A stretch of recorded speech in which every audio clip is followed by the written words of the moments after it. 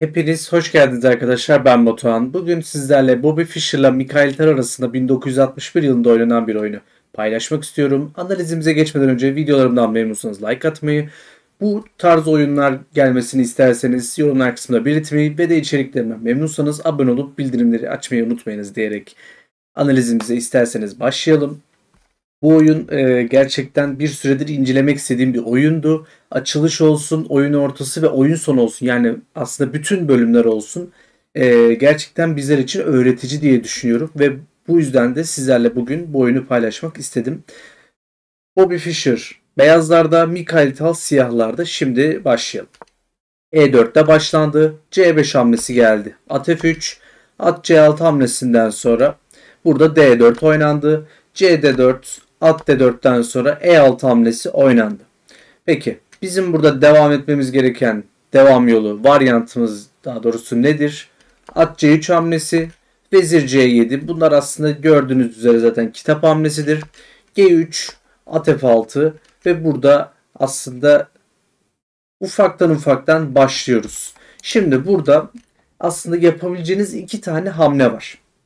Burada Fischer'ın yapmadığı bir hamleyi ben gözden geçirmek istiyorum.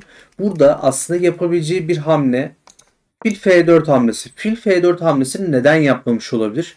Şimdi bilgisayarın önerdiğine ve benim de gördüğüme göre burada E5 hamlesi mümkün.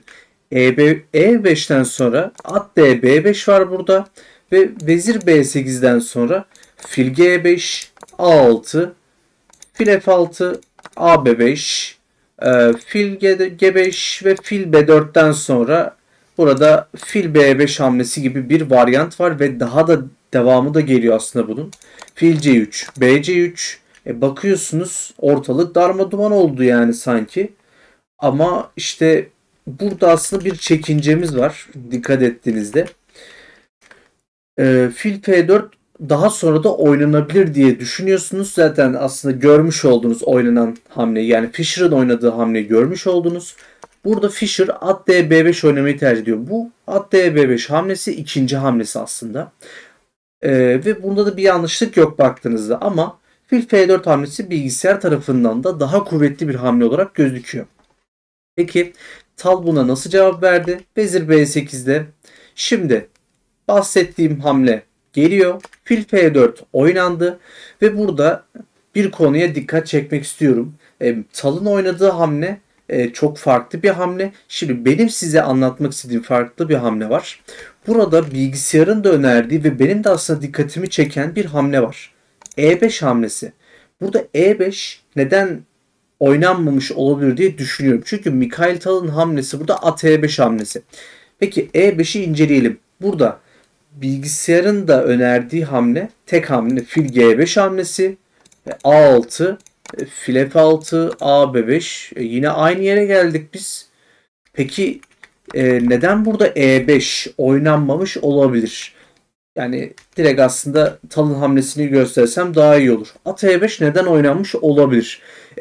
Bunu aslında tam algılayamadım ya da ben göremiyor olabilirim. Sizin fikriniz varsa yorumlar kısmında tabii ki de belirtebilirsiniz. Burada E5 daha sağlıklıyken, daha demin gösterdiğim gibi işte fil G5'ler, işte atın alınması, işte bilmem ne A5, AB5 filan gibi bir varyant varken acaba neden at E5 oynadı Tal merak ediyorum. Kendisine de şahsen sormak isterdim. Ee, Yani çünkü EB5 gibi bir hamleyi kaçırması mümkün değil. Burada bir şeyden şüphelenmiş ya da bir şeyden endişelenmiş olabilir. O yüzden sizlerin de yorumunu bekliyorum tabii ki. Burada şimdi Fischer'ın oynadığı hamleden devam edelim. Gördüğünüz üzere zaten burada çubuk artı 2'ye doğru çıktı. Burada Fischer file 2 oynuyor. Ve burada fil C5 hamlesi geliyor. Burada bilgisayar önerdiği iki tane hamle var. Fil E5 hamlesi ve at A4 hamlesi. Bence de Fischer'ın da yaptığı hamle çok mantıklı. Fil E5 hamlesi geliyor.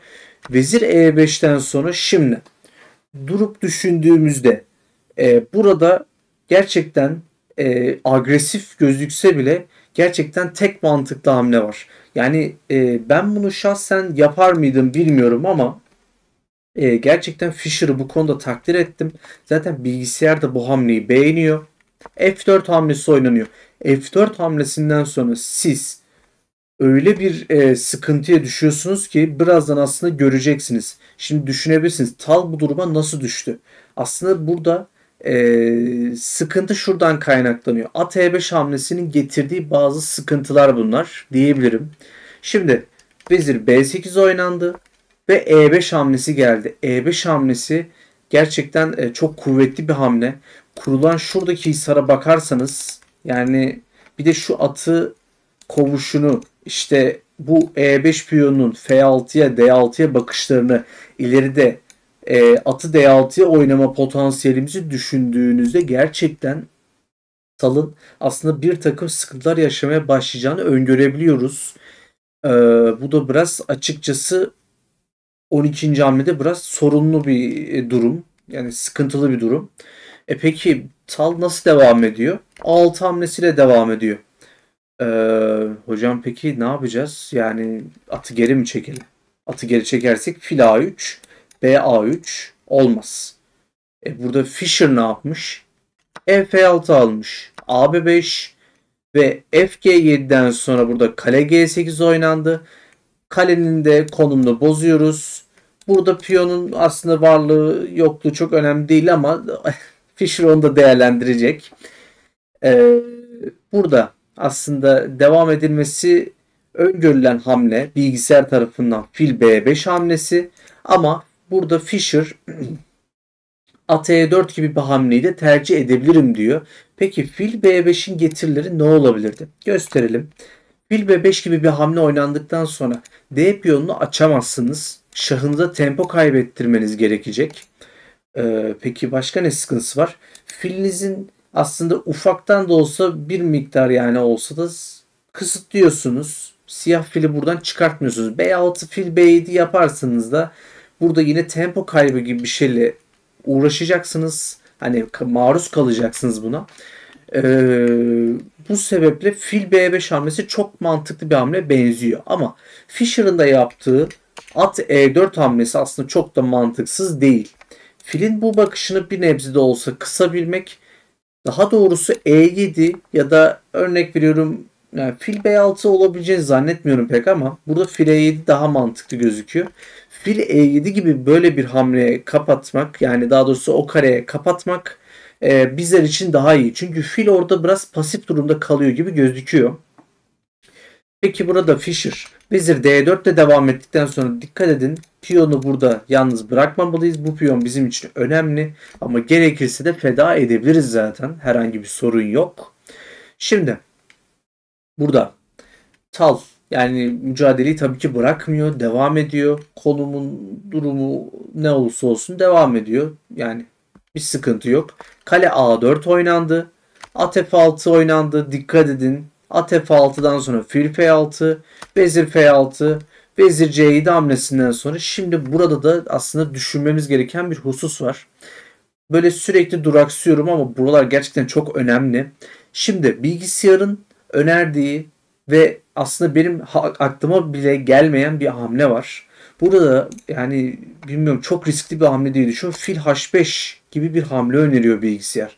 Fil H5 gibi bir hamle. Şahı, siyah şahı daha doğrusu daha da kıstırmaya, daha da böyle baskı kurmaya sizi iten bir hamle. Burada D5, özür dilerim, D6 ya da D5 gibi bir hamle yapmanız da aslında yine önemli değil.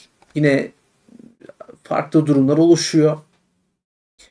Burada tek sıkıntı yani sanki kale E4 çok ne bileyim çok şahınız açıklama bırakıyor. Hani pek de emin olamıyorum. Şah D2'den sonra burada vezir D6 gibi hamleler de mevcut. Bakıyorsunuz şah C1 oynatıyor size bilgisayar. İşte vezir E7'den sonra vezir H6 artık bu piyona ve de daha doğrusu piyonu aldıktan sonra burada büyük tehlikeler sizi bekliyor. Ama bir insanın bu kadar şahı açıktayken yani şah güvenliğini sağlamadan bu kadar agresif bir hamle yapması bence mümkün değil. Bu bilgisayar hamlesi diye düşünebileceğimiz bir hamle zaten. Peki benim de düşündüğüm aslında ve Fischer'ın da yaptığı hamle burada uzun rok hamlesi olmuş. Çünkü önce şah güvenliği. Şah güvenliği olsun ondan sonra ben devam ederim zaten. Burada tal kale A2 ile devam etti. Şah B1, kale A6. Evet. Burada da değinmek istediğim bir konu var. Yani zaten oklarla yine göstermişim. Burada baktığınızda tekrar fil H5 gibi bir hamleniz mevcut. Fil B5 gibi bir hamleniz mevcut. Şimdi bakıyorum fil B5 oynarsam burada büyük bir tehdit bulunuyor aslında. E5 hamlesine ne yapacaksınız? Yani önce kale B6 yapıp E5 mi planlarsınız? Diyelim ki kale B6'dan sonra burada E5 planlıyorsunuz. Ee, Yani nasıl olacak bu durum diye düşündüğünüzde burada fili korumanız gerekiyor. C4 de korusanız olmaz. Fil A4 olabilir. Belki olabilir ve fil D3 gibi hamleler yapabilirsiniz. Bu size bağlı aslında. Burada birçok varyant var. Şimdi kale A6'dan sonra burada Fischer'ın oynadığı hamleye odaklanalım. Fil B5 oynuyor kendisi. Kale B6 ve dikkat edin buradaki hamleye. Fil D3 oynanıyor. Bilgisayarın önerdiği hamle tekrardan çok cesaretli bir hamle. C4 hamlesi gibi bir hamle öneriyor. Ben bu hamleyi hayatta yapamam bu arada. Çok riskli bir hamle. Şahımızın güvenliğini yani bu kadar bozacak bir hamle bilmiyorum. Bana çok riskli geliyor. O yüzden yapmayı tercih etmezdim. Burada Fischer'ın oynadığı hamleden devam edelim. Fil D3 ve burada E5 hamlesi geliyor. E5 hamlesi bizim hesapladığımız aslında bir hamleydi. Peki burada hocam yani tamam okey. Veziri kaçalım. İşte düşündüğünüzde burada veziri kaçmanız size çok iyi şeyler sağlamıyor.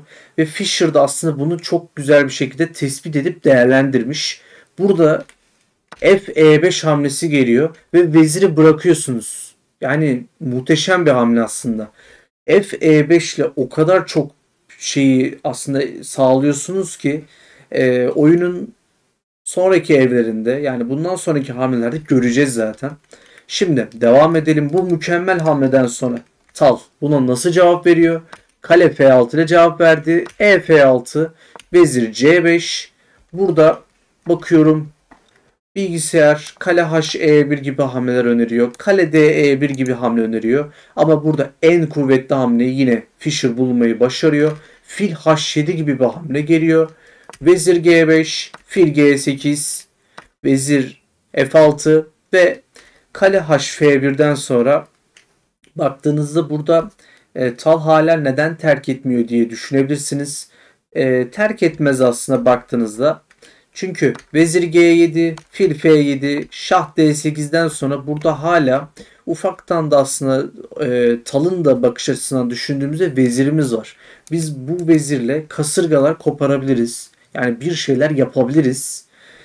Neden yapmayalım diye düşünebilir. O yüzden kendisine de hak veriyorum. Burada Tal'dan söz ediyoruz. Tal'ın ne yapacağı belli olmaz. Peki burada şimdi özür dilerim. Şah D8'den sonra fil E6 oynandı. Vezir H6, fil D7, fil D7 ve kale F7 hamlesi oynanıyor. Fili verdik. Çok güzel. Fili artık buradan açamayacak durumdasınız. Buradaki zaten kaleyi dikkat ettiniz. Şah burada artık bir şey yapamaz vaziyette. Burada da Tal vezir H2 almayı tercih etti. Kale D D7, şah E8, kale D E7, şah D8. Yani şimdi düşünüyorsunuz. Burada artık terk etmemiz gerekmiyor mu? Mat olmak üzereyiz. Vesaire gibi düşünebilirsiniz. Burada hala aslında imkanlarımız var. Ama burada Fischer'ın yani Fischer olması zaten burada Tal'ın da aslında bir süre sonra terk etmesine sebep olacak diyebilirim. Devam edelim. Kale D7, şah C8, kale C7, şah D8, kale F D7, şah E8, kale D1, B5, kale B7, vezir H5. Veziri farkındaysanız kullanamıyoruz. Gerçekten çok zor durumda kalıyorsunuz. G4'ten sonra vezir H3. Burada bu hamleyi yapmanız çok da aslında mümkün değil. Vezir G4 alırsanız yani burada sanki kale H1 gibi bir hamle var. Yani o yüzden bunu yapmanız mümkün değil. Vezir G8'de oynarsanız zaten kale B8 var. O yüzden vezir aslında hiçbir şey yapamıyor bu durumda. Vezir H3'ten sonra G5, vezir F3, kale E1, şah F8, kale B5, şah G7, kale B6, vezir G3, kale D1, vezir C7, artık kale 1, D7, daha doğrusu kale D, D6 söyleyemedim. Vezir C8, B3 ve burada şah H7 hamlesinden sonra kale A6 hamlesiyle burada tal terk etmiş. Burada talın terk etmesi çok normal. Artık talın ben kesinlikle direneceğini zaten düşünüyordum. Daha oyun ortasındayken konumuz sıkıntıya düşmeye başlamıştı ama kendisi en iyi şekilde direnebileceği en dirençli şekilde yani oynadı diye düşünüyorum. Tal'ı da zaten bu yüzden çok seviyorum. Oyunlarında her zaman takdir etmişimdir. Burada da Fischer muhteşem bir oyun oynamış diyelim. 1961 yılında oynanan bu oyun umarım hoşunuza gitmiştir. Şöyle bir şey de yapabiliriz.